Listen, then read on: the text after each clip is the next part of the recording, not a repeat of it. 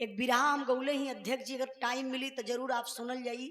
इच्छा मृत्यु, जो हरीश राणा के माता पिता, वो बच्चा कल के डेट में शायद उसकी मौत हुई, लेकिन मरने से पहले मैं बिरहा गाई थी।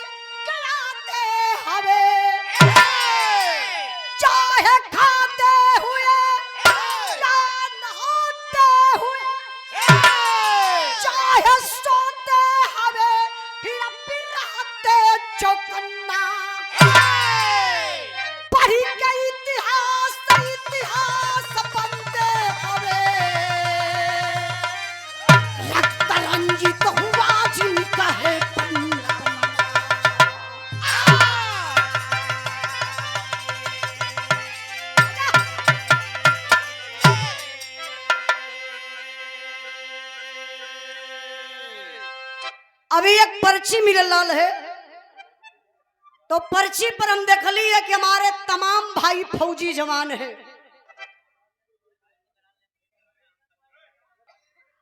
अभी तमाम भाई हमारे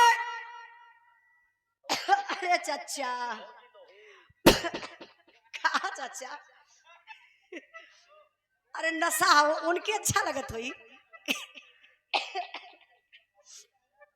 पूरा प्रदूषण फैलाए दल।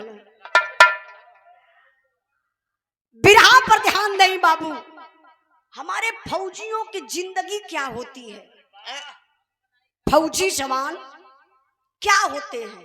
वो तो भी किसी के बेटा है, किसी का भाई, किसी का बाप, किसी का पति, लेकिन एक फौजी जवान की जिंदगी क्या होती है, आइए मैं अपने बिरहा के माध्यम से बताना चाहती हूँ। हाँ मास्टर साहब,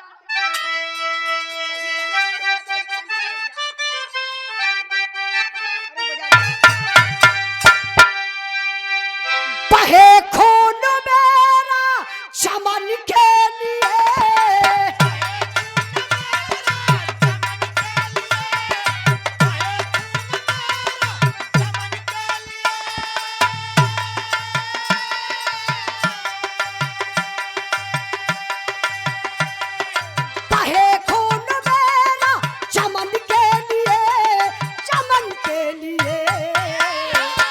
मेरी जान जाए वतन के लिए,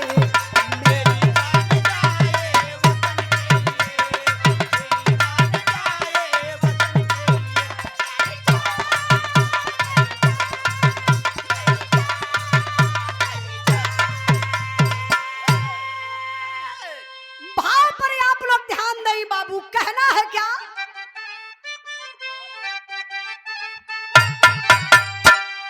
बढ़ा जो कदम है रुकेगा नहीं,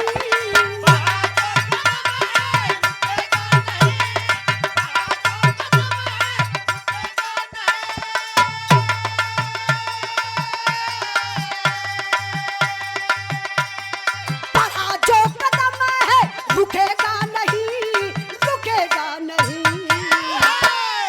भले सर कटे पर झुकेगा नहीं,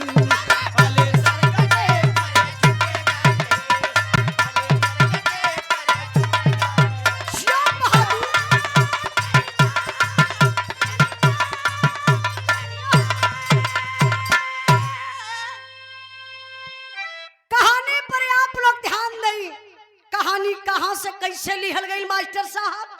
एक मिनट,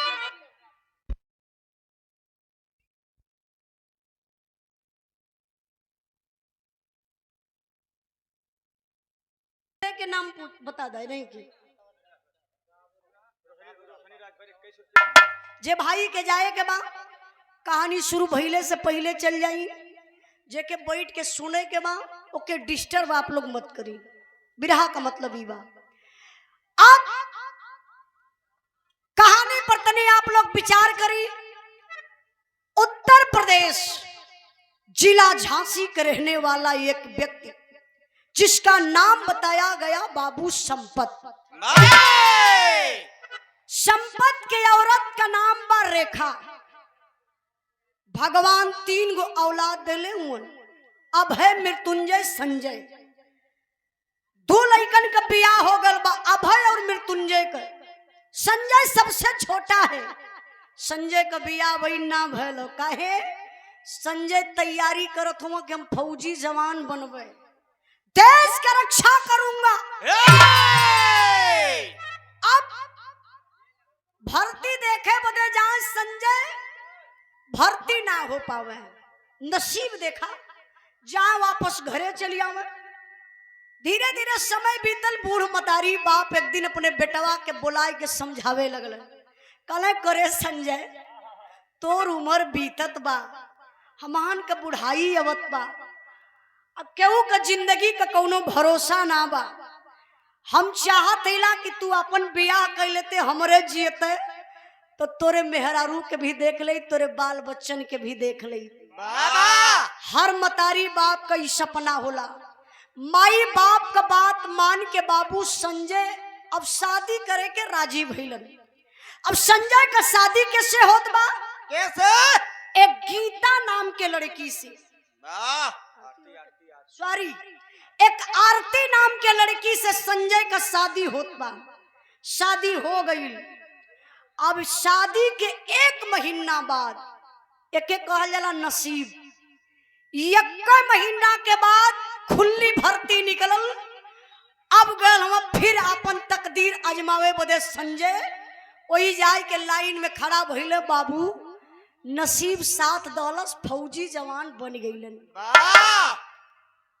आज फौजी जवान बन गईलन तो बड़ी चर्चा गांव में होखे लगल। लोग कह रे भैया, संजवा के मेहरारू अर्तिया उ साक्षात लक्ष्मी बा। इतना दिन से संजैया देखत रहला नौकरी भर्ती, कबो कुछ ना भेटायल। अहो मेहरारू के 1 महीना इले ना भयल, देखा फौज में भर्ती हो गयल। बड़ी चर्चा भये बाबू। धीरे धीरे समय बीतल। अब समय जब बीतल, फौजी जवान का ड्यूटी लगल बा कहाँ? जहां हिंदुस्तान पाकिस्तान का बॉर्डर बा, ड्यूटी से आना जाना जारी बा। वही बीच में बाबू गीता, सॉरी, आरती के, संजय की जो पत्नी है, गर्भ रह गया।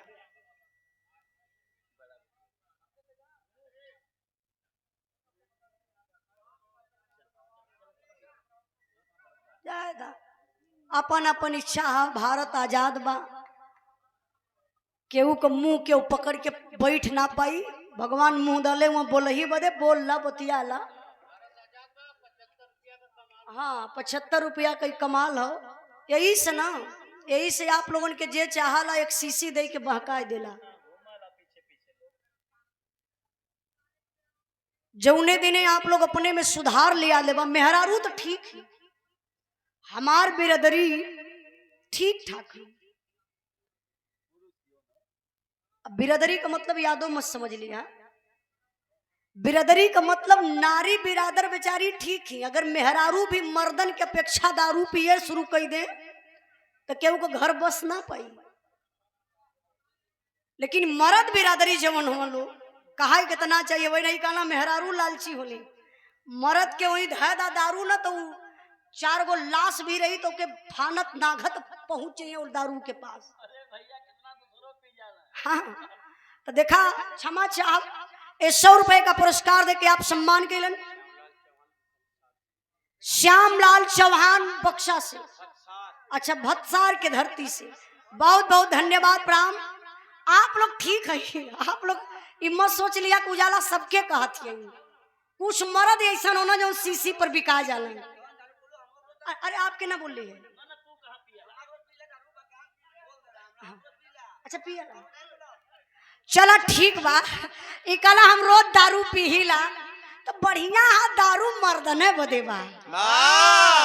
उ मर्द कवन के जोन दारू न पिए। अब भैंसी के आगे रख दे एक बल्टी घोर के दारू, देखा पिए ले सुन के हट जाई।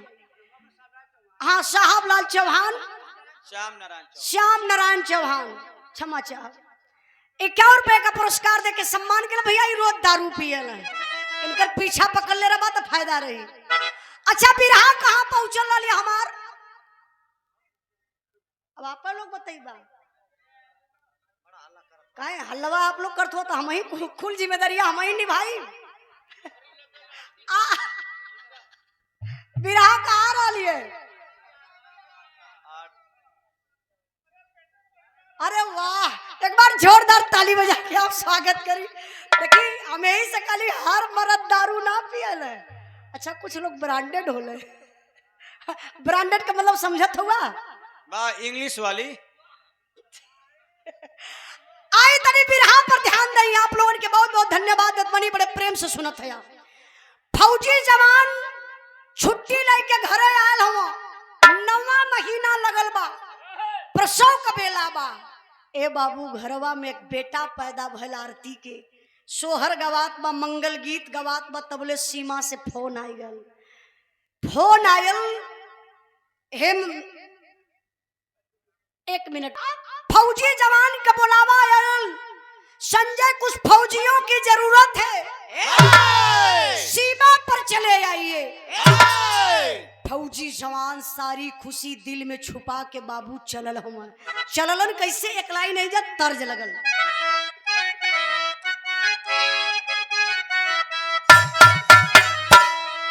ए भौजी सुन भौजी मोर भौजी, ए भौजी का करबो 3 गो तकिया।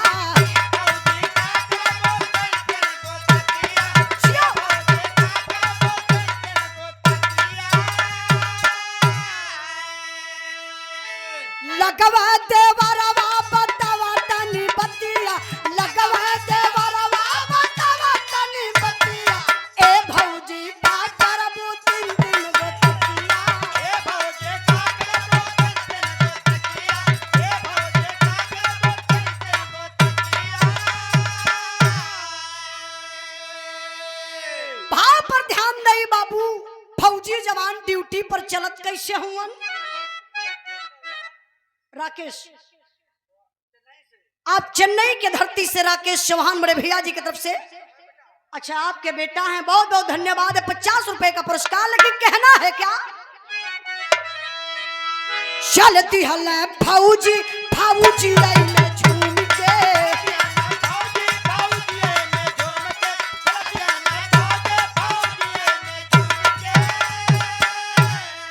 गौवा का माटी दहिन हथवा से चूम के, गौवा का माटी दहिन हथवा से चूम के, चल दिहल फौजी फौजी में झूम के, फौजी फौजी में झूम के, फौजी फौजी में झूम के। अरे गड़िया के गेट पर से गौवा की वरिया, खेत खरिहान निरखे पेड़ बासवरिया, खरिहान निरखे पेड़ बासवरिया, खरिहान निरखे पेड़ बासवरिया। अरे बेरी बेरी देखा परिवार वोरी घूम के, अरे बेरी बेरी देखा परिवार वोरी घूम के, चल दिहल फौजी फौजी में झूम के, फौजी फौजी में झूम के, फौजी फौजी में झूम के।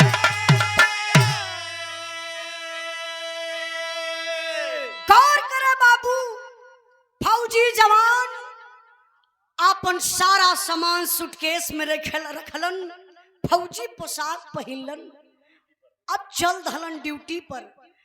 ड्यूटी कहाँ लगल बा, वही जहाँ हिंदुस्तान पाकिस्तान का बॉर्डर बा। जवान ड्यूटी पर तैनात है बाबू, तबले तक गजब हो गया। अच्छा गजब का होते एक लाइन तर्ज लगल है।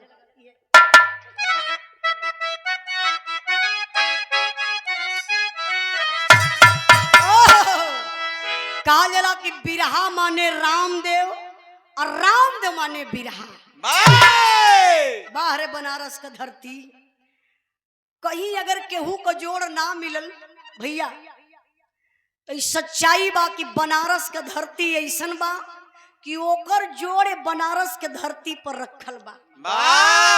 जैसे चाह लड़वैया हो, चाह गवैया हो, चाहे पाकिट मरवैया हो।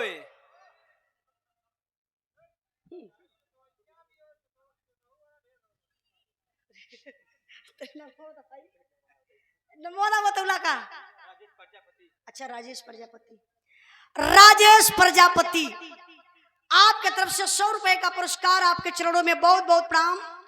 आप सुरेंद्र मिश्रा बीजेपी अध्यक्ष रोहनिया विधानसभा वाराणसी से, आप बीजेपी पार्टी से हमारे बड़े भैया आप न साहब। अच्छा एक बार जोरदार ताली बजा के आप लोग स्वागत सम्मान करी, जोरदार ताली सबकर हो जाए। हम कहिला ताली नेताजी सबके बजावे के चाहिए, जे ताली ना बजाई अगले जन्म में घूम घूम के बजाई। कैसे बजाई? रेलवे स्टेशन पे आय हाय आय हाय आय हाय, अरे क्या रे भाई 10 रुपया देना, आय हाय। नहीं जोतवैया कहला मास्टर साहब, हम सुन ली कहला ट्रैक्टर जोतवैया, खेत का जोतवैया बोलना है तो के सुने में लगल कोनो बात ना आई। नहीं मास्टर साहब हमारा बड़ा ईमानदार आदमी हो भैया, केहू तनिको गलत अगर बोलस तो जुबान काटे के तैयार हो जाइए। इस जेल से कई बार रिहा भैल हूँ। इनके बतिया बताता भैया, मत बताओ रे। आवा मास्टर साहब वह गीत खिलाइन बा, एक गीत के स्वर्गीय रामदेव गुरु अपने लहजा में बड़ा लहाई के गावत रहलन। नेताजी हमारे पापा भी बिरहा गावेलन। इ बिरहा हमके विरासत में मिलल बा, पापा हमके आज भी सिखावन, पहले भी सिखावन। कहाँ उजाला बेटा जब भी गई हा के कैसो गवैया गौले रही, लेकिन जब तू गई हा तो अपने अंदाज में गई हा। ये हमार अंदाज बा, लेकिन गीत बा स्वर्गीय रामदेव गुरु का।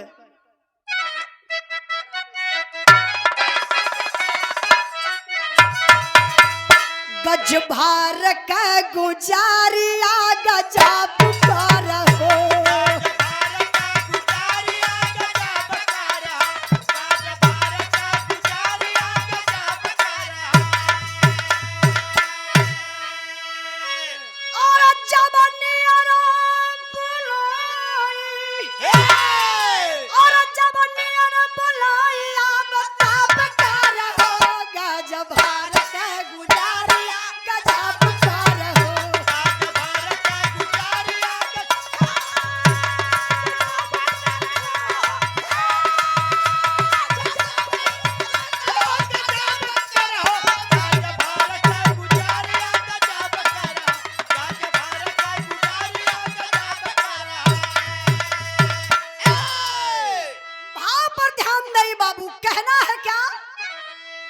तोहरे बाप के बपौती का समीर नाई के,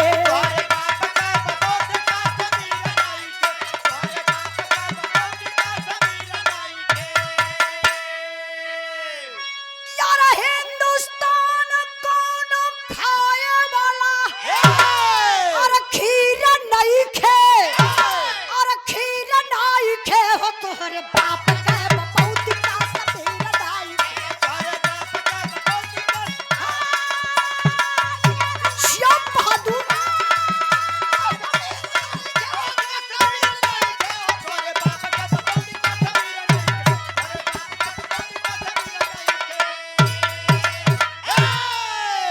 सिंधु नदिया के रास्ते से आई गईल चोर हो, देखली हला संजय फाट देहिया के जोर हो।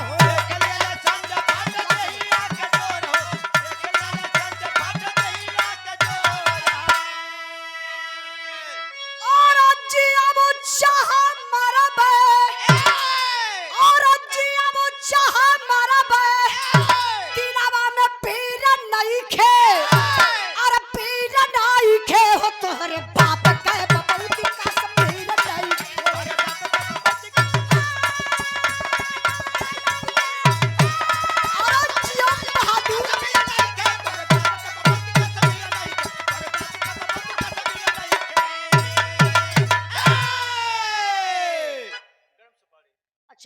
सुपारी, ठीक है ना चाचा?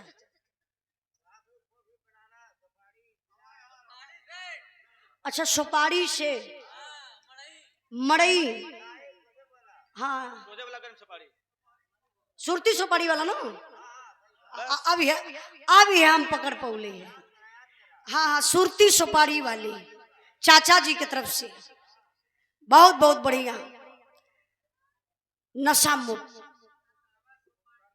नहीं, ऐसे काहे का बढ़िया सुपारी ना रहा तो 100 रुपया पुरस्कार थोड़ी ना देता है। बहुत बहुत धन्यवाद, प्रणाम। ओमकार प्रजापति राजगीर मिस्त्री, आपके तरफ से 50 रुपए का पुरस्कार।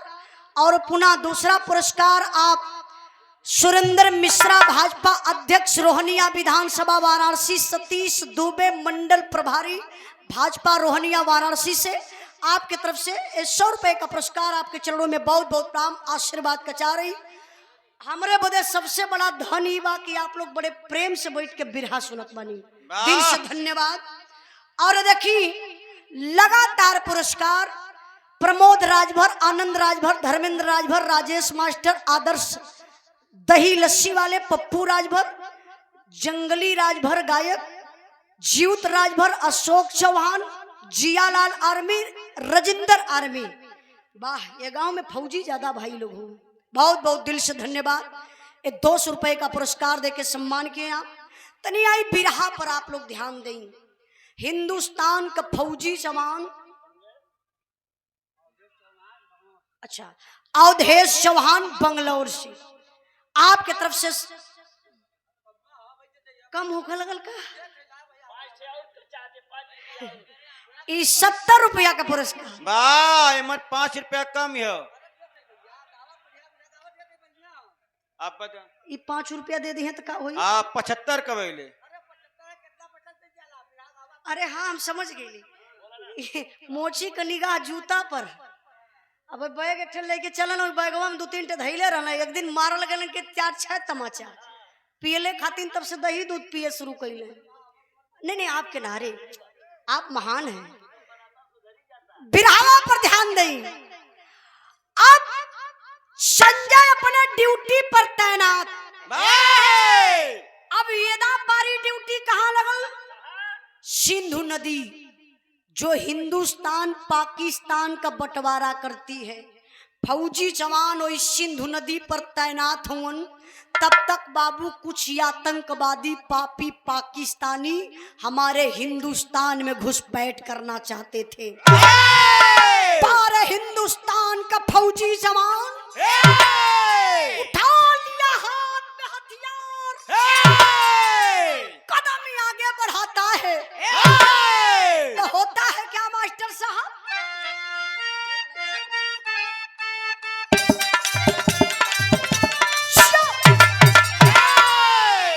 मरला जल में छपका छप से नौजवान नवा हो यला नवा, मारम सातो का जनवाना।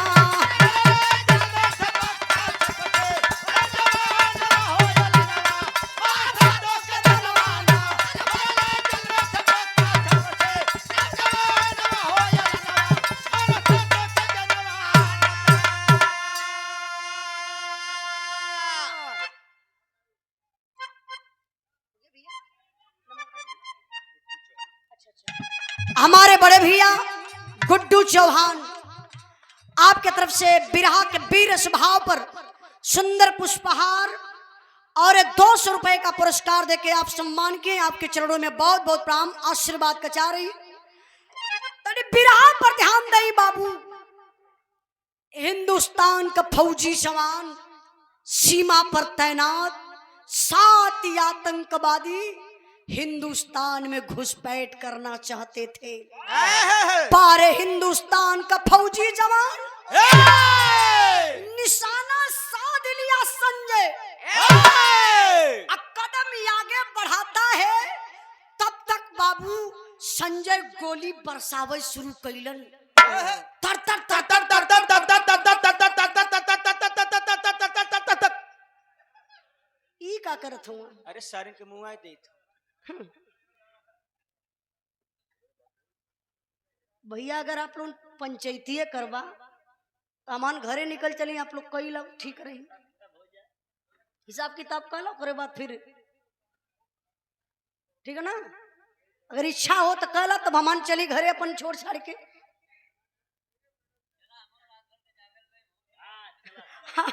हाँ भैया, सब करे छुट्टी हो जाए, अपन लोग बतियावे धुआंधार। अब इतना लोग प्रेम से बैठ के सुनत हो, लेकिन इतना मना करने के बाद फिर भी बतियावे शुरू लोग कह देते हो। बिरहा का मतलब होला शांति। जब शांति ना बने बात तो बिरहा का मतलब है का निकली।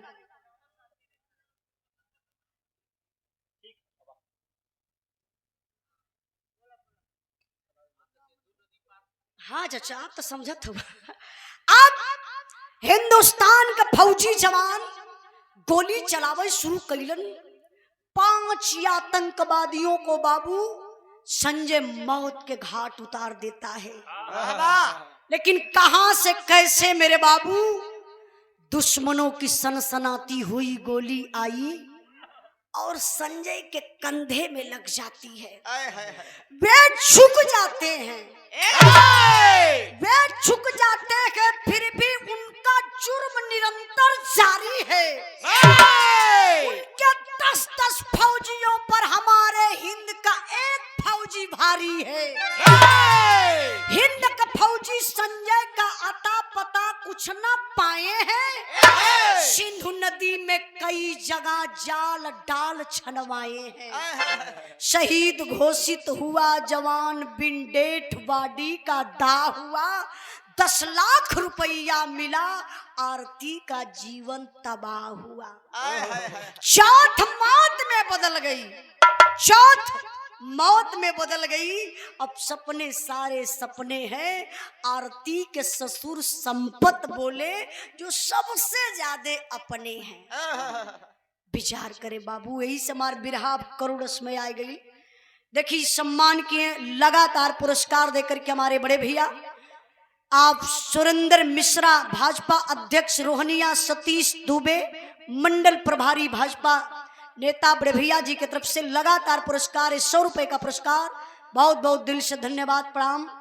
बिरहा पर ध्यान दें बाबू। अब फौजी जवान संजय जो 7 आतंकवादी हिंदुस्तान में उस नदी के रास्ते से प्रवेश करना चाहते थे, तो 5 को तो मार दिया, 5 आतंकवादी मरा गए, लेकिन अभी 2 आतंकवादी बचे हैं। कहां से कैसे मेरे बाबू दुश्मनों की सनसनाती हुई गोली आई और संजय के कंधे में लग जाती है। अब संजय अपने आप को बहुत संभाला। अब भाई आप लोगों के ठेस लग जाए, थोड़ा सी कांटा धस जाए, तब वो लंगड़ी मारे लगला, डोले में असमर्थ हो जाला। वो तो फौजी जवान के गोली लगल बा, हिम्मत ना हारत बा, लेकिन शरीर का बैलेंस ऐसे झुक गया, शरीर का बैलेंस। नेताजी बिगड़ गया, ध्यान रहे नेताजी, बिरहा पर ध्यान रहे। जब शरीर का बैलेंस बिगड़ा, फौजी जवान नदी में गिरा और डूब गया।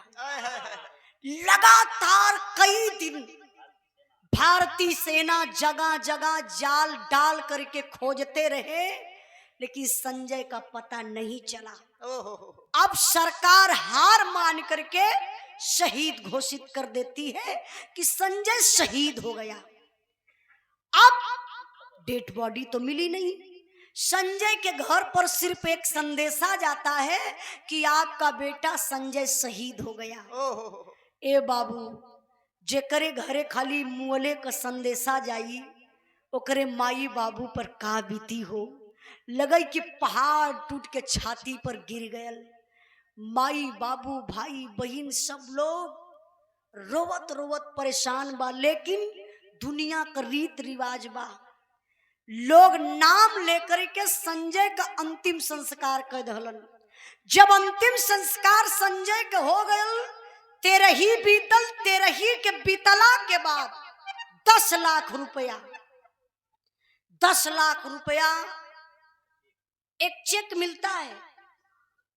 और चेक किसके नाम मिला? जो शहीद की पत्नी है आरती, आरती के नाम जब 10 लाख रुपए का चेक मिलता है, तो बाबू यह तो परिवार में जहर का बीज बोआई गई। पूरे परिवार का विचारे बदल गल। अब तक हाय हाय लोग करत रहल कि हमार बेटा रहल, भाई रहल, भैया रहल, देवर रहल, शहीद हो गई। लेकिन अब पूरे परिवार के नजर में बाबू 10 लाख रुपया चले लगल।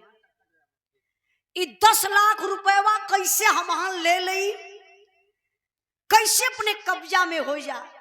एक दिन का बात बा, जो आरती का ससुर संपत है, संजय का पिताजी, एक दिन बड़े प्यार से अपने बहू आरती के घर में बोलौला, कहना बेटा आरती कुछ बातें करनी है, आज तू मेरे कोठरी में चली आना।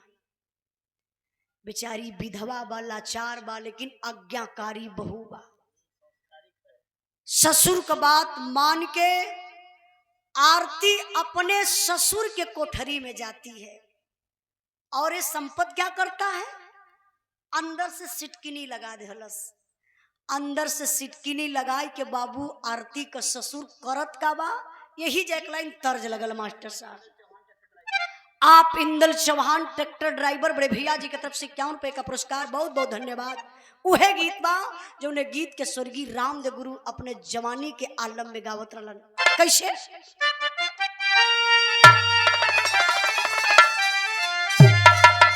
कि कोरी कहतरी सासु दाइया जमावली, कि कोरी कहतरी सासु दाइया जमावली, अमृत डालनी जो रनवाला हो कांटा मान मोहे।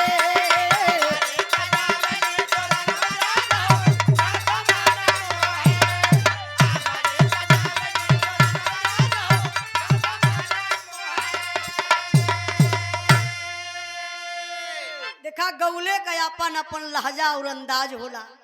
यही गीत के बेचन गुरु जब गावे, अच्छा अवधेश भैया बंगलौर से 50 रुपए का पुरस्कार, बहुत बहुत धन्यवाद। ठीक है, वेरी गुड, बहुत अच्छे। अब तनी बिरहा पर ध्यान नहीं। फौजी जवान की बीबी विधवा आरती घर में है, अंदर से सिटकिनी ससुर देहले बा, लेकिन कहत बा का कहलस मास्टर साहब,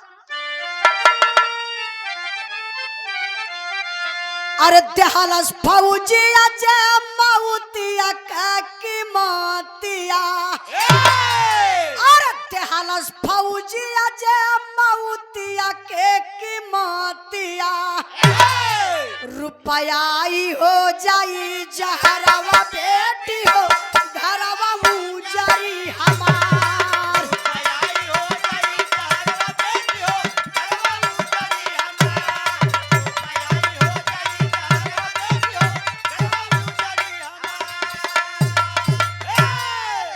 रुपया जमा तू का दा हमारा ही नाम से, खर्चा करा बखाल तोहरा ही काम से।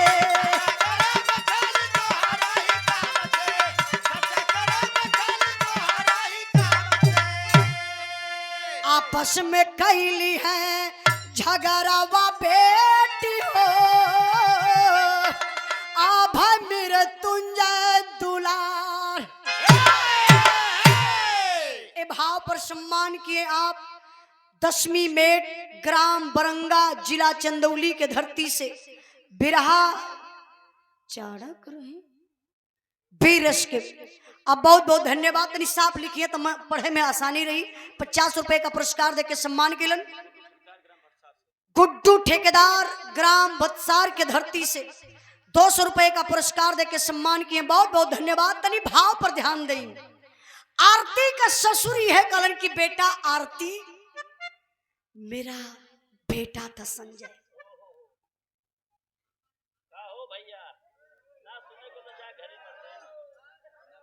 कुल गवैये का गलती हुई। भैया हमार बिरहा कहाँ तनी आप बता देता, हमार कहानी कहाँ पहुंचे ले तनी बतावा। देखा वीरेंद्र राजभर, शिट्टू प्रधान, एक नारायण प्रधान जी 100 रुपए का पुरस्कार देके सम्मान किए करोड़ के भाव पर। आपके चरणों में बहुत बहुत प्रणाम। अगर ना सुनेंगे तो बोला मत, ठीक है ना? ना सुनेंगे तो बोला मत, और सुने के तो बैठ के सुना, नहीं तो धीरे से घरे निकल जाए, ताकि लोगन के डिस्टर्ब मत करा। भाव पर ध्यान नहीं। आरती का ससुर इमोशनल अत्याचार कैलस। कलश बेटा आरती, तुम्हारा पति था संजय, मेरा बेटा था, शहीद हो गया बेटा। दुख हमें भी है, दुख तुझे भी है। लेकिन आरती एक बात पूछना चाहता हूं, जो अभय मृत्युंजय आपस में लड़ाई कर रहे हैं, घर में लड़ाई क्यों चल रही है, तुझे कुछ पता है? आरती बोली नहीं बाबूजी, मुझे कुछ भी नहीं पता है। मैं तो दुख की मारी, विपद की मारी लाचार विधवा, मुझे क्या मालूम घर में क्या चल रहा है, आप बताइए। तो आरती का ससुर कहलस, बेटा झगड़ा जो चल रही है ना परिवार में, इस झगड़ा का जड़ तुम हो। आरती चौंक उठी, बोली अरे बाबूजी झगड़ा का जड़ मैं हूं? क्यों, कैसे मैं हूं, बताइए आप। कहले बेटा जो 10 लाख रुपया शहीदी राशि मिली है, जो चेक मिला है तुम्हारे नाम से, उसी चेक के चलते परिवार में झगड़ा चल रही है। एक काम करो बेटा, मेरे पर विश्वास करो, और 10 लाख रुपया तुम हमारे नाम ट्रांसफर कर दो। अब बेटा मैं सच्चाई बता रहा हूं, जब भी 1 रुपया खर्चा करूंगा तो सिर्फ तुम्हारे नाम से और तुम्हारे ही काम से। देखा वो पपियवा का 10 लाख रुपया विधवा के पास बा, जेकर दुनिया उजड़ गई, तो घर में झगड़ा बा, और वह 10 लाख रुपया और संपत्ति ससुर के पास रही तो झगड़ा खत्म हो जाई। अब इतनी बात बेचारी जब गीता सुनलस बाबू, सॉरी आरती, तो हथवा जोड़ के अपने ससुर के पैरवा पर गिर गई, रोई के बड़ी ऊंची बात कहलस। दिल से सुनेंगे कलेजा हिल जाएगा। कहलस का मास्टर साहब, विजय राजकुमार बड़े भैया जी की तरफ से 200 रुपए का पुरस्कार, बहुत बहुत धन्यवाद प्रणाम। कहना है क्या?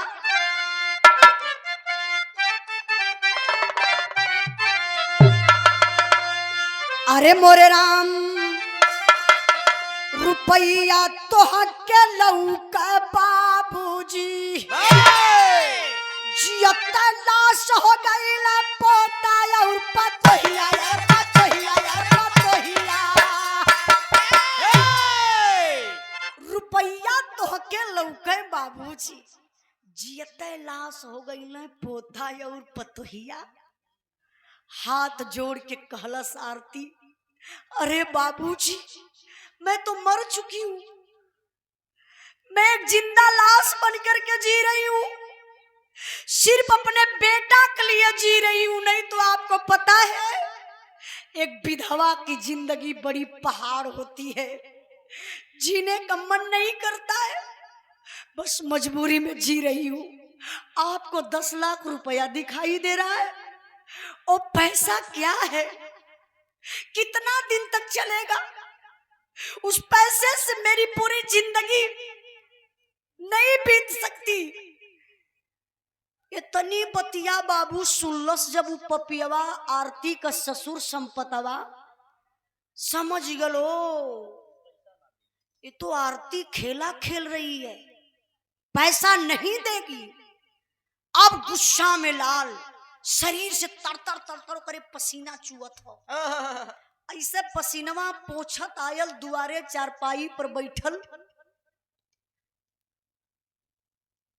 तो अनोन के क्यों गार्जियन हो, का परिचय देत हुआ नहीं चचा, देख ला, अरे संस्कार का परिचय दा। लगे कि हमान कहीं बिरहा गावत हैला, अमन का डेली का ये काम है नेताजी, यहाँ बिगड़ी कहीं बन जाई, लेकिन तोहल उनके चलते पूरी पब्लिक डिस्टर्ब रही, सब शांत हो गल, बस खाली ये 3-4 जने नौजवान हो। अभी लोग का अमान का जाए उन पे कौन गर्व कर जाए कि हमारे देश का ही भविष्य हो। सही है काली, वही विभाग में का लोग लगत हुआ। इतना प्रेम से सब सुनत, लेकिन जब से देखल तब से बतियौता हम। यही से कहा जाला हमारे देश के लोग भविष्य में, ये उमरिया बड़ी खतरनाक बा।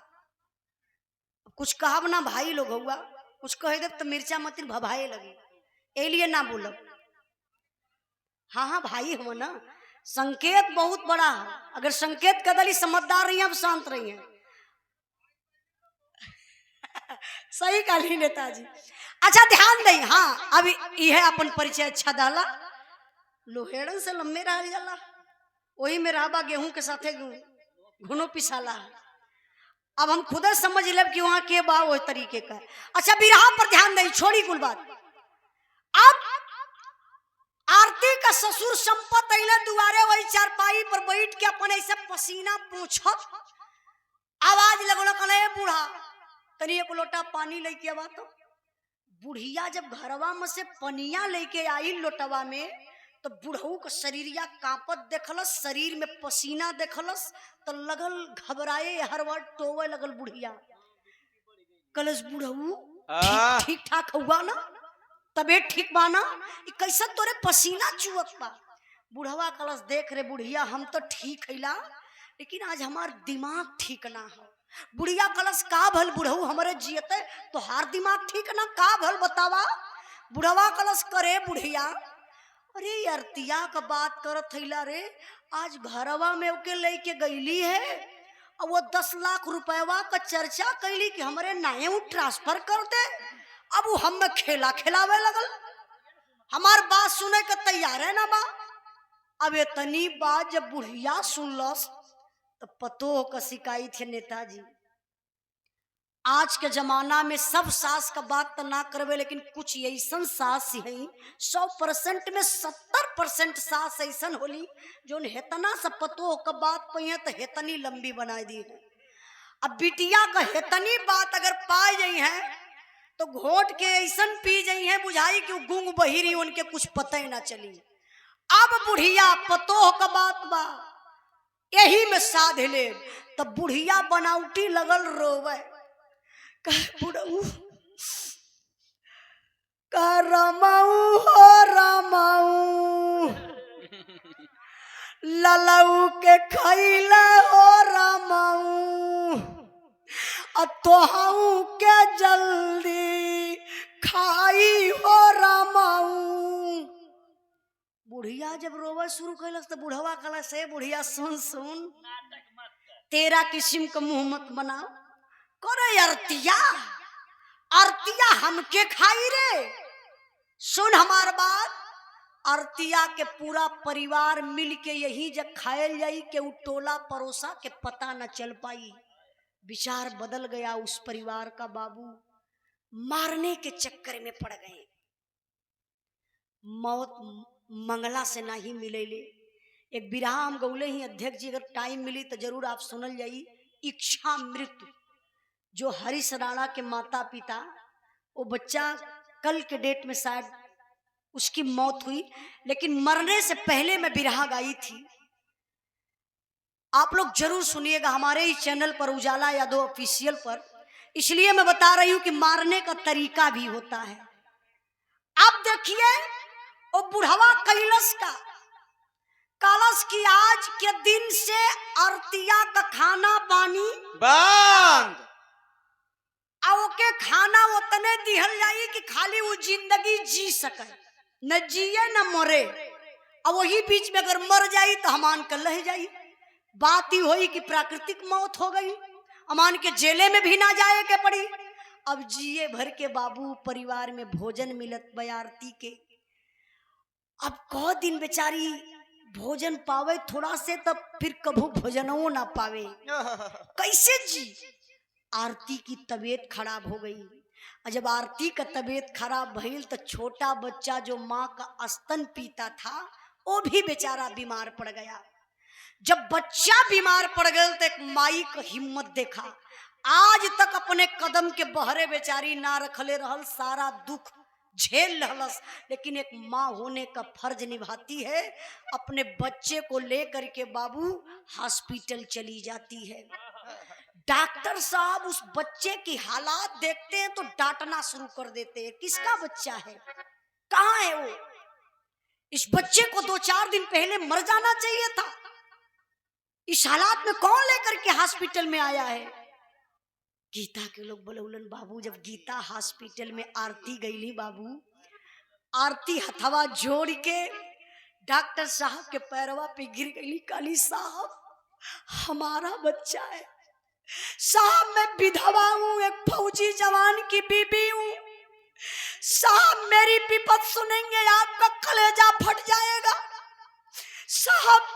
मुझे शहीदी रास 10 लाख रुपया मिला है, उसी पैसे के चलते मेरे परिवार में मेरी बड़ी दुर्दशा लोग करते हैं, यहाँ तक कि मुझे भोजन तक नहीं देते साहब। मैं कई दिन से परेशान थी, बोल रही थी बच्चा को हॉस्पिटल में दिखा दीजिए, मेरे परिवार के लोग नहीं सुन रहे थे साहब। मैं मजबूर होकर के आज अपने बच्चा को लेकर आई हूँ, प्लीज मेरे बच्चा को ठीक कर दीजिए, जितना पैसा लगेगा मैं साहब सब पैसा दे दूंगी।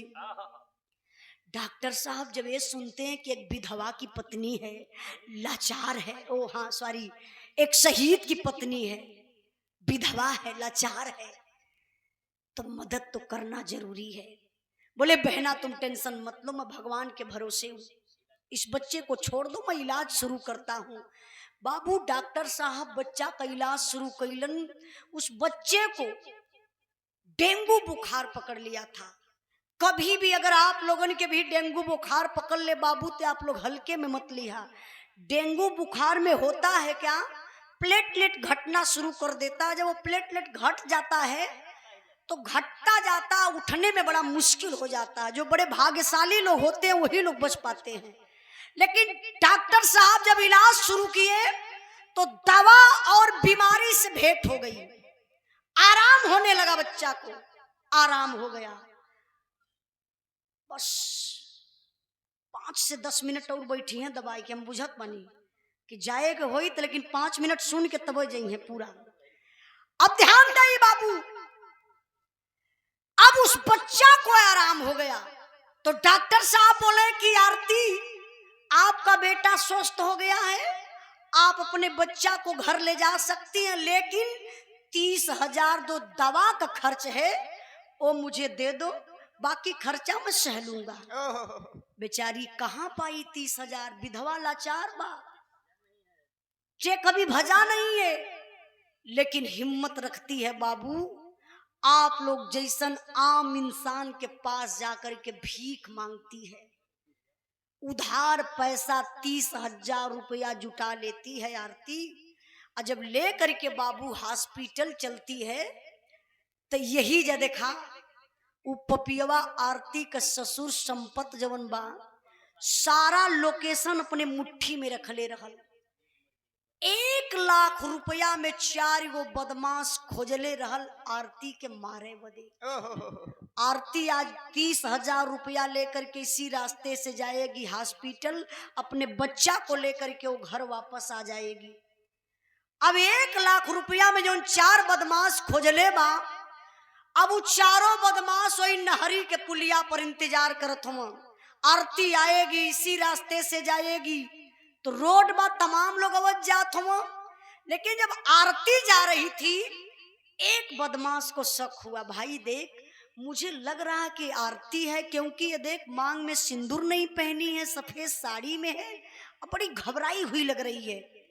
तो एक उसमें से पूछता है, सवाल करता है, एक्सक्यूज मी मैडम प्लीज, आप आरती संजय शहीद की पत्नी? हाँ जी सर जी जी जी। आरती तो ये समझ गई, लगता है मेरे पति के लोग दोस्त हैं, मुझे पहचान गए। हाँ हाँ आप लोग कौन? अब वो पपियवा नाव गाँव काहे बताइए, तबले त जाए कि ये मुहवा आरती का दबाए दहलस एक पापी। अवजिए बंद, हाथ ऐसे चढ़ाई के पीछे कैलस। अब बाल पकड़ के बाबू हो खींचत लेके गईले, वही नहरी के पुलिया से रोड कटल बा, रहर का खेत रहल, वही अरहरी के खेत में ले जाए के पपियवा चारों उठाई के आरती के पटक दहलन। लातन मुक्कन मारे शुरू कैलन। अब आरती रो रही है, ये कबला की दर्द है। मरता क्या नहीं करता, रोवत बा, लेकिन रोवत कैसे बा, कहत का बात नहीं, आप लोग विचार करें।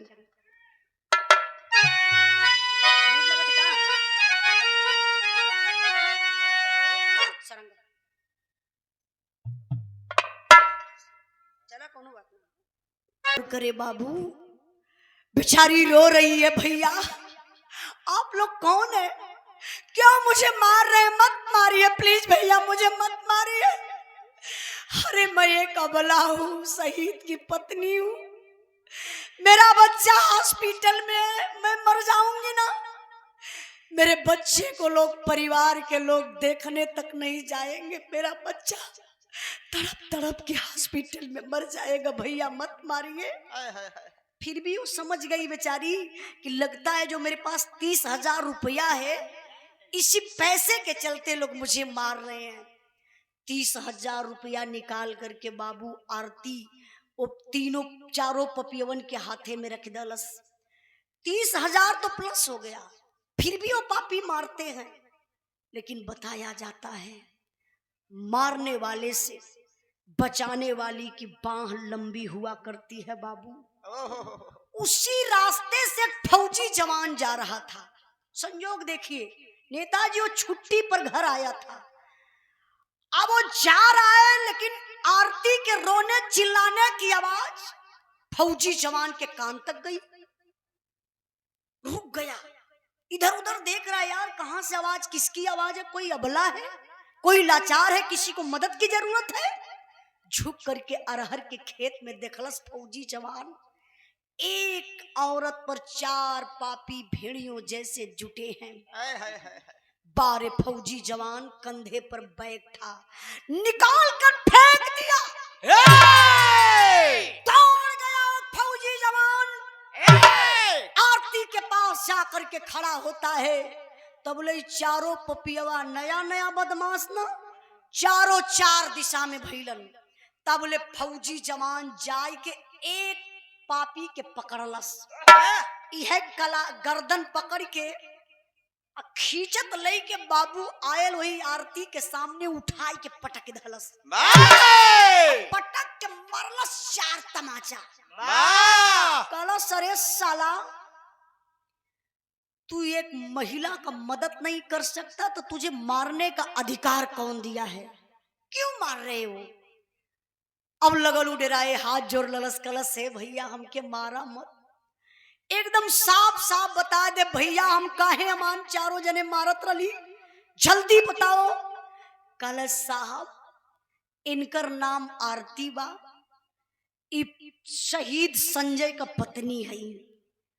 जब इतनी बात तो फौजी जवान सुना कि अरे संजय शहीद की पत्नी, अब वो सोचने लगा फौजी जवान कि अरे वही संजय जो मेरा दोस्त था, जो मेरे साथ ड्यूटी कर रहा था, जो 5 आतंकवादियों को मारने के बाद एक गोली उसे कंधे में लगी, नदी में गिरा, डूब गया, पता नहीं चला।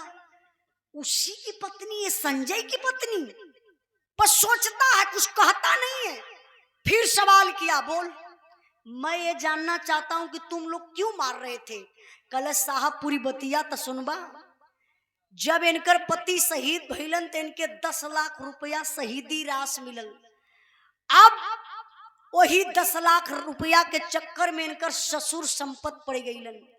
1 लाख रुपया हमहन के दी है, 9 लाख रुपया अपने पास रखी हैं।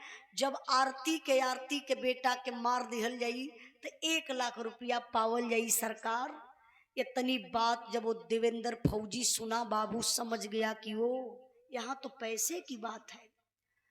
अगर मैं आरती को आज छोड़ा करके सुरक्षित आरती के घर भेजवा देता हूं तो एक ना एक दिन आरती का ससुर आरती को उस पैसे के चलते जरूर मरवा डालेगा।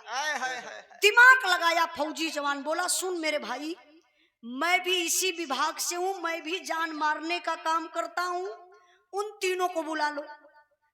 अब चारों पपियवा आई के आरती के सामने खड़ा भइलन। फौजी जवान देवानंद कालन की एक काम करना, 1 लाख रुपया जाकर के संपत्ति से ले लेना और इस औरत को मैं मार कर ऐसी जगह फेंकूंगा कि कोई पेपर पत्रिका भी नहीं बता पाएगा। धीरे धीरे बाबू 3-4 दिन बीतल, और जब 3-4 दिन नेताजी बीतल तो ई जवन पपियवा चारों चोरवा हुआ बदमसवा हुआ, ई चारों सोचत हुआ कि अरे ले गयल। तो कहते रहल कि जान मारे में बड़ा हमके मजा आवेला, मार के कहीं फेंकले होई तो पता आज तक तो चलबे करी, लेकिन कुछ पेपर पत्रिका में ना बोलस। रोज रोज सुबेरे सुबेरे सब टीवी देखें, न्यूज देखें, जब कहीं कुछ पता ना चलल तो चारों मिला गई संपत के दुआरे 1 लाख रुपया लेवे बदी। और संपत दुआरे कैसे बैठल हुआ, लगत बा कि कई गाय का हत्या उनके लगल बा, मुंह गिराए के बैठल हुआ कि कुछ पता ना चलल अरतिया मरल की जिंदे हो। तब ले चारों बदमाश पहुंचना दुआरे, कहना का हो कक्का ए संपत, इशारा कैले कि गला दबाए की अरतिया के मान मार डली। तो संपतवा का तो चुप चुप यार बाहर ताके लगल कि क्यों सुनत न हो। इशारा कैलस पीछे, कहले पीछे से आवा। संपतवा हाथ गोड़ धोई के बाबू जब घर में गयल तो बुढ़िया से जाए के नेताजी का कहा था कि ए बूढ़ा तो बुढ़िया कहले का बुढ़ऊ गू गा कैले रहला, साफ साफ बोला कहल का चाहत हुआ। कहा बुढ़िया अरतिया खत्म। बुढ़िया कहला साचो कि बुढ़ऊ तू मजाक करत हुआ। कहा बुढ़िया तोर कसम खत्म खत्म काम। एक काम कर कि 1 लाख रुपया लिया के जल्दी से दे, दुआरे से जल्दी से सारन के भगाई, नहीं तो भेदवे खुल जाई। अब बुढ़िया यही ठत का जात बा, बक्सा खोले। नेताजी तनी से यही एक विचार कह जाए, आप लोग जितना लोग बिरहा सुनत मानी, अगर यह कांड बुढ़िया के बिटिया के साथे भयल हो तो दिन भर में कम से कम 10 बार बेहोश हो। बेहोश है ना, वहीं तक वो हॉस्पिटल में रहती। लेकिन पतोह का बात बना, ऐठत का गई बक्सा खोलस, 1 लाख रुपया निकाल के चारों बदमाशन के दहलस। चारों बदमाश ले के 1 लाख रुपया 9 2 11 का भइले 9 2 11 जोड़ लेला। अब चारों बदमाश तो निकल गई।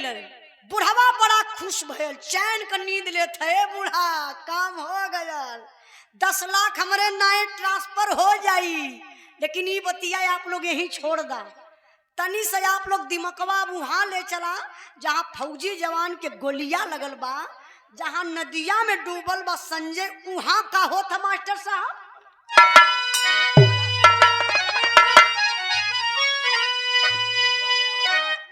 अरे देशवा पे आवे जाबा बाहर से खतरवा बाबू,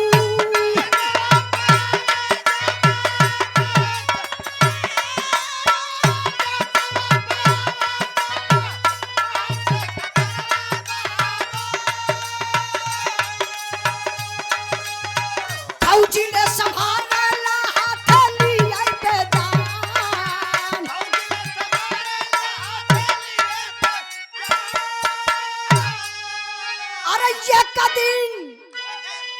ये कदिन मलेटारी भी भागता पत्थर से बाबू।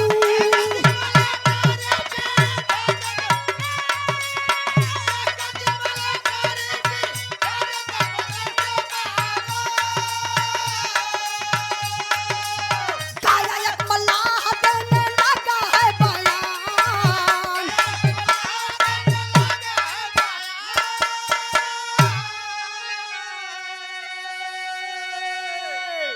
तुरंत बता दा। अच्छा, सोनी चौहान आपका धर्म पत्नी, लगा था कि पत्नी से अपने मोहब्बत बेहद करेला है। अरे रे बहुत अच्छा, इसे सीख लेवे के चाहिए। दा जल्दी दा। देखिए दरोगा कुमार ग्राम डैना जिला चंदौली के धरती से 50 रुपए का पुरस्कार भैया के बहुत बहुत प्रणाम। तनी बिरहा पर ध्यान दें। आ जा भैया जल्दी आ जा, यार आई बना। हाँ सोचत ही छुट्टी कर ली तबे बढ़िया आगे ध्यान दें बाबू। एक दिन का बात बा, एक मल्लाह जो मिलिट्री कैंप में जाता है,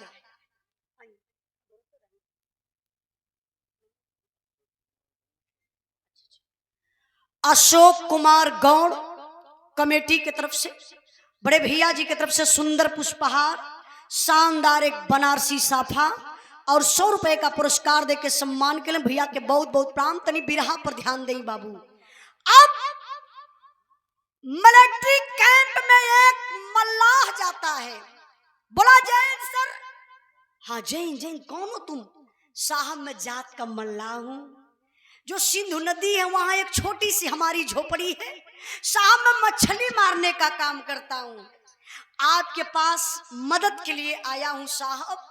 कुछ दिन पहले की बात है, मैं नदी में मछली मार रहा था, एक लाश बहते हुए आ रही थी साहब, जो हिंदुस्तानी वर्दी में थी साहब। मैंने देखा उस लाश को, तुरंत नाव पर रखा। जब लाश को बाहर लेकर आया साहब तो बड़े ध्यान से देखा, हिंदुस्तानी जवान है, शहीद हो गया, कंधे में एक गोली लगी थी साहब। लेकिन जब और ध्यान लगाया तो देखा साहब उस फौजी जवान की हल्की हल्की सांसें चल रही थी।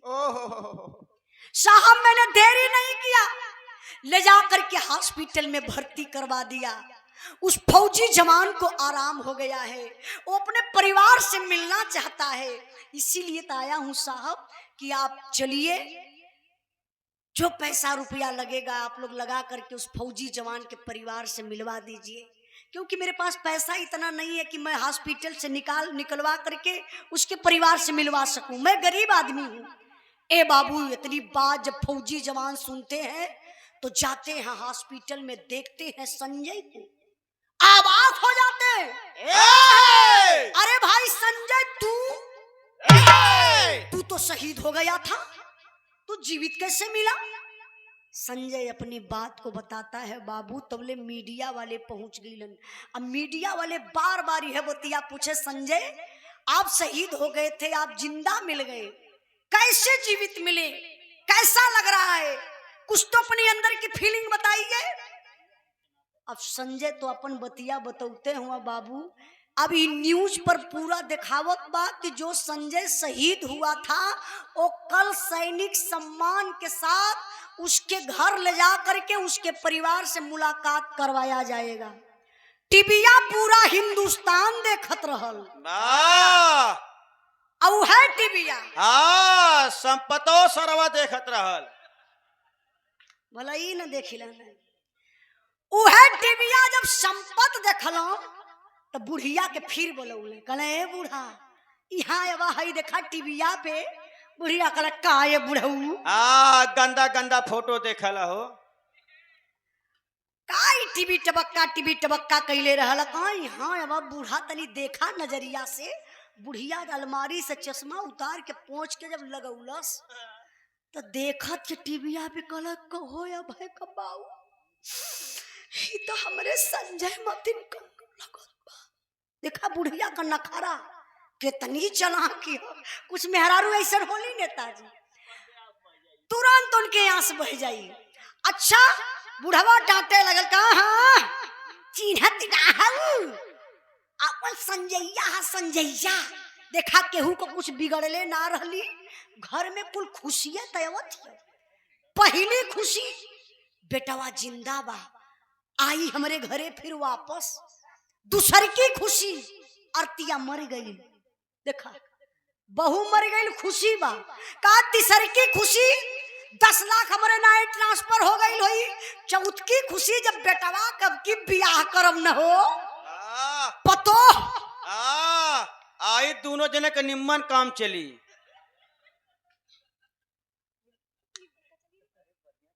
कौन कब चली निम्मन, पागल कहीं का। अरे तेल ओल लगाई, के लगाई, बुढ़ऊ के लगाई, बुढ़ियों के लगाई, इहो तैयारिये में हम, इहो जइए तेलवा लगवावे। हाँ नहीं बुढ़िया का भाई हूँ, इस संपत का भाई ना, हाँ संपत का सार हूँ। अब ये बोलला, हाँ हम इनके बहनी के भतार है।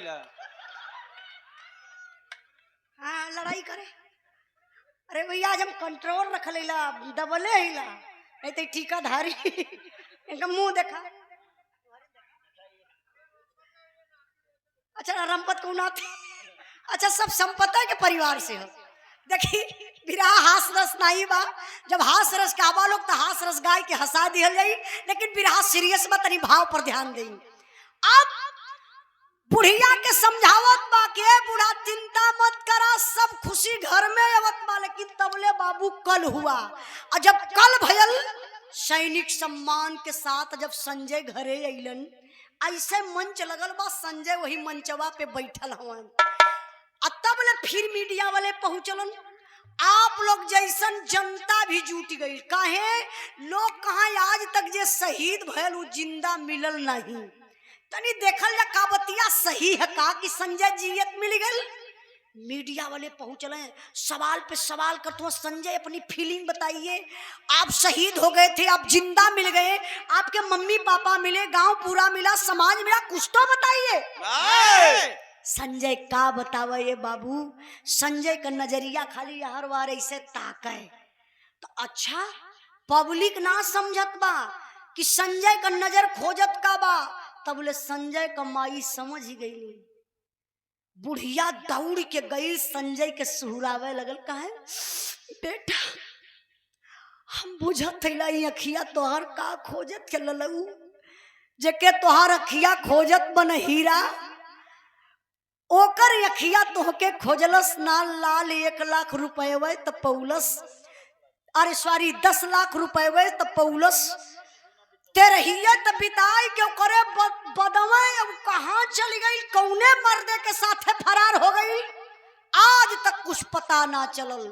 अरे बाप रे बप्पा, जो संजय इमोशनल था, जो भीड़ में अपनी पत्नी को खोज रहा था, तेवर में आ गया। अब संजय के का पता कि हमार माई मंथरा का रोल अदा करत हियो, संजय के का पता बा। तबले तो बाबू गजब हो गया, ऐसे जनता जुटल बा, वही भीड़ में से एक ऐसन आवाज आई जो करेजा के चीर रहलस। वो आवाज के कर रहल, कैसन रहल मास्टर साहब?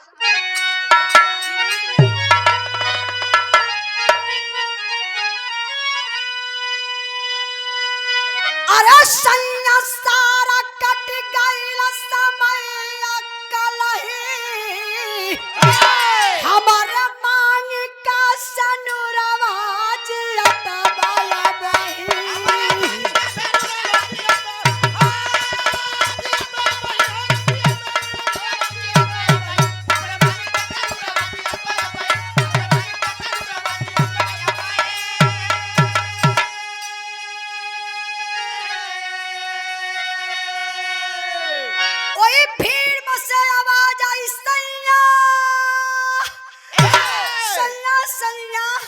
सैया सारा कट गईल समैया कलही, हमरे मांगी का सनुरवा जियत बया बही। अच्छा पूरी भीड़ उलट के ताका लगल के रे कौन महिला है जो संजय को अपना पति बना रही है। भिड़िया तो ना चिन्हत रहा नेताजी, लेकिन बुढ़िया चिन्ह गई। तुरंत फिर दौड़ के गई अपने बेटवा संजय की, हाँ भर अकबारी पकड़लस, लगल चिल्लाई के कहे रे ललऊ हो ललऊ, तो चुरैन खड़ी हो। कहाँ चुरैन खड़ी है? बा समानामा कौनी जगह? बा संपत के। देख ले चाचा देख ले, अब से बोल दला तो फिर समझ लिया कि हमसे बुरा के हो ही ना।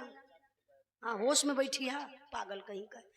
बुढ़िया पकड़ला अपने संजय के भारे अकबारी, करल लाल हो लाल, डैनिया कहाँ से आए गई तो के फिर खाई।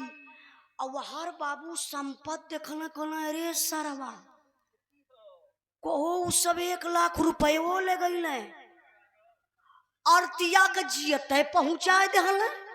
अब भैया संपत डिब्बा में पानी उठौना, धीरे से निकलना है, पतिल की गली पकड़ना है, सिवान दबना है। तब ले बाबू आरती आइल हो, अपने पति संजय के पैरवा पर गिरत गई।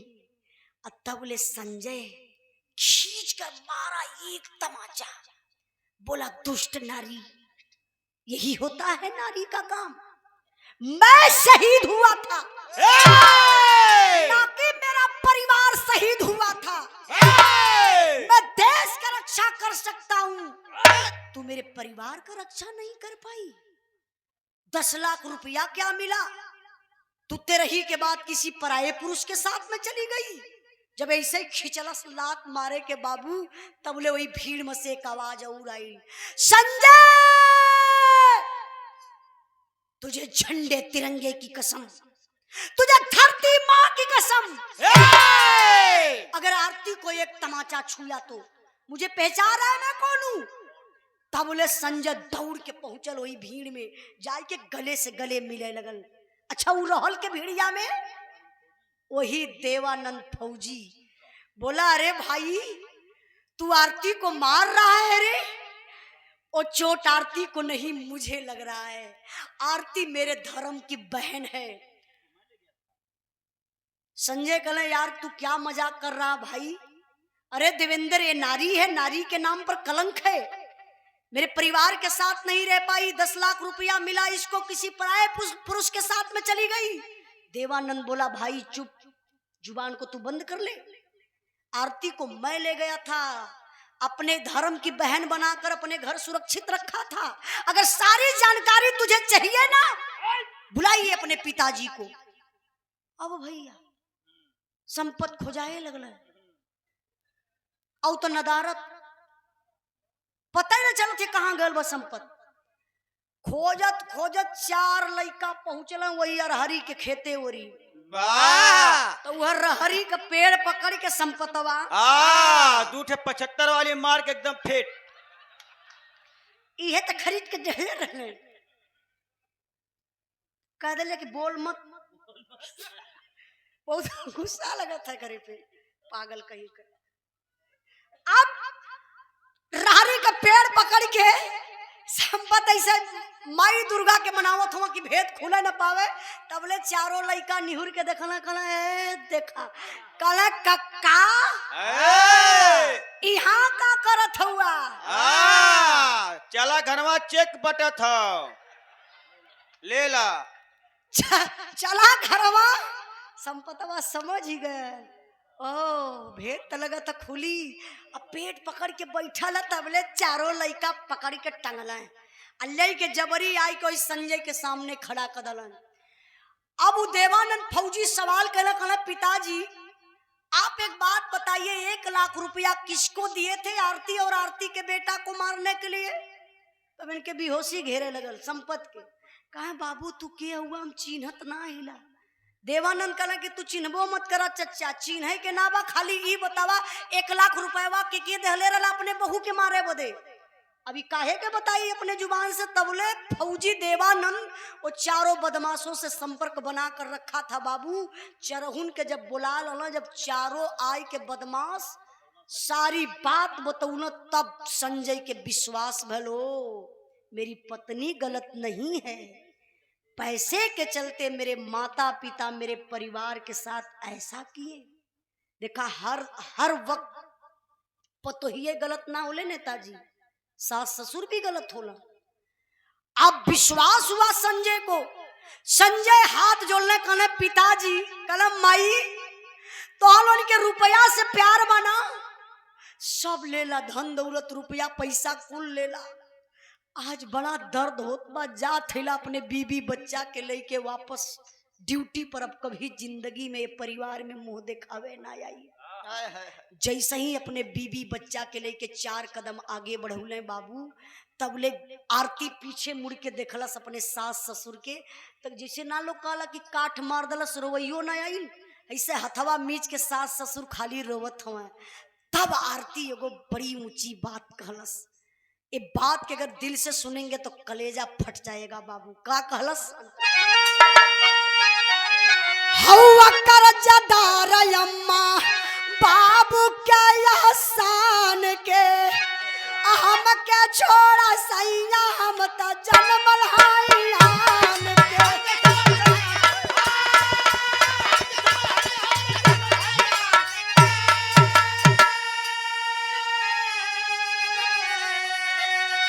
अरे यह पगली का जगमग भइला पापा खरी, हमारे मांग का सनुरवा जियत बाया बही।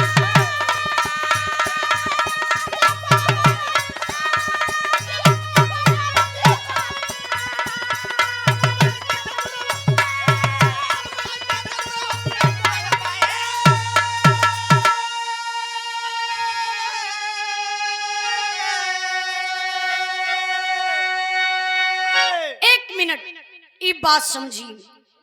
आरती कहलस हाथ जोड़ के अपने पति देव से कि पति देव हम तक के और के बिटिया हिला, ए लोगन के बहू हिला, हमके लोग सतौले और सारा कष्ट हम झेल लाली। हमके ही लगत बा कष्टवे क देन बा कि हमार पति वापस आ गईलन। अब दुनिया में हमें चाहिए का, जौने विधवा का मांग फिर से गुलजार हो गई, पति वापस जिंदा मिल गईलन। इससे ज्यादा जिंदगी में हमके कुछ ना चाहिए। मम्मी पापा के माफ करदा, काहे से जब भी बेटी बेटा कोई पैदा करेला बहुत बड़ा उम्मीद और अरमान लेके, मम्मी पापा अपने माफ करा, अपने साथे ले ले चला, नहीं तो बुढ़ाई माई बाबू का बिगड़ जाई। ए बाबू आरती के कहने पर देखिए एक ये भी नारी है, ऐसी नारी को मैं प्रणाम करती हूँ, सलाम करती हूँ। आरती के कहने पर बाबू संजय अपने माता पिता को साथ में लिया, ले करके ड्यूटी पर चला गया। आज भी संजय ड्यूटी पर तैनात है। बा परसों संपतवा के तेरही हो। ये तेरैया करतो हूँ, कड़वाई है बाटत हूँ।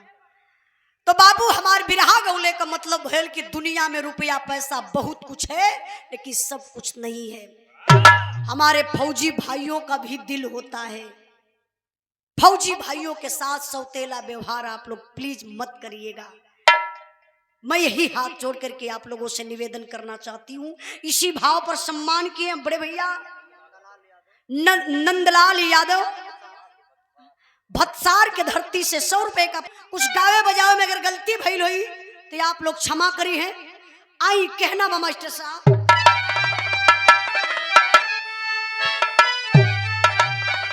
गुरु बिहारी गुरु गणेश गुरु रामलाल गुड़कारी, स्वर्ग गए चंद्रिका कवि मुन्ना जी बने पुजारी।